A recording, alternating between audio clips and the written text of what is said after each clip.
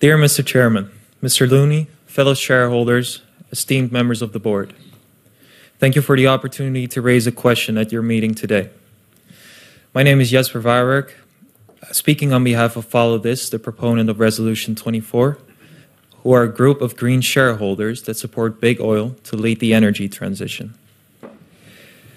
The IPCC and IEA state that to reach the goals of Paris, absolute emissions must come down globally by around 40% by 2030.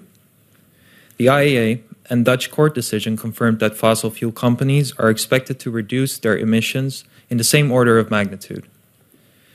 My fellow shareholders, meeting the goal of Paris would not only help to prevent the devastating effects of climate change, but also protect our company from risks posed by disruptive technologies, judicial intervention, and impending regulation. Our resolution asks BP to reduce its emissions in line with the Paris Climate Agreement. We request the company to reduce its Scope 1 and 2 operational emissions and the emissions of its products, best known as Scope 3 emissions. The resolution only requests Paris alignment. It is not a request for a change in strategy, which is left to the board entirely. In 2019, 8% of shareholders voted in favor of the Follow This resolution, against board advice. BP then took responsibility for Scope 3 emissions. We applaud that you have taken this step. In 2020, Follow This withdrew its resolution after BP and Follow This agreed to put forward a joint resolution in 2021. Unfortunately, we were unable to agree. BP wanted a resolution to support its climate plan, while Follow This asked for Paris-consistent targets. In 2021, votes for the Follow This resolutions more than doubled. The resolution received 21% support despite BP's claims of being Paris-aligned. Currently, there is still a discrepancy between the Follow This resolution and BP's climate strategy. In-depth research by Australian research institute Global Climate Insights, which I have here in front of me, shows that BP's current strategy will not lead to substantial emission reductions by 2030. Today, the votes for Resolution 24 will show whether investors want BP to pursue its current climate strategy or whether BP should decrease its emissions in line with Paris. To paint a clear picture of where BP stands, we ask you the following question. Will BP's current climate strategy lead to an absolute emission reduction of around 40% by 2030 for all scopes? If the answer is a yes, then that is news to us. If it is a no, then to clarify, Mr. Looney, if you say that BP's current climate strategy is Paris-aligned, while you admit that it does not lead to substantial absolute emission reductions by 2030, you would be misleading your shareholders. Mr. Chairman, we must tell you the truth. Your shareholders are losing their patience. I would like to conclude with the following words, however. As shareholders, we support BP to adopt and pursue a Paris-aligned climate strategy. Thank you. Thank you for the question, Mr. Varvek. And what I'll do is ask Helga to maybe make some opening remarks, and Bernard may want to add to that as well. So, Helga? Yeah, first of all, Jesper, if I may, thank you for the engagement and the dialogue that we have had over the last few years. Very much appreciated. As I said in my speech, I mean, it has been hard work for BP and many other companies to dig into this field, to set the strategic direction, to change the company in the right direction. And as I said in my earlier remarks, we have grown increasingly confident that the company is on the right track and we have set the right direction. And therefore, the company, as you have seen earlier, and the board have decided also to improve and increase our ambitions when it comes to Scope 1 and 2, where we now aim to reduce by aim 1 by 50% by 2030, and in the same aim also Scope 3 emissions and aim 2 by 35 to 40%. So as we grow more confident, we're also dynamic, we're adapting, we're being agile and upping our ambitions. And perhaps, Bernard, you want to add a few thoughts? Yeah, if I may, Jesper, thank you for your question. Please pass on my regards to Mark Van Bol, your leader, who I had an enjoyable meeting with some time ago. So I look forward to seeing him at some stage again.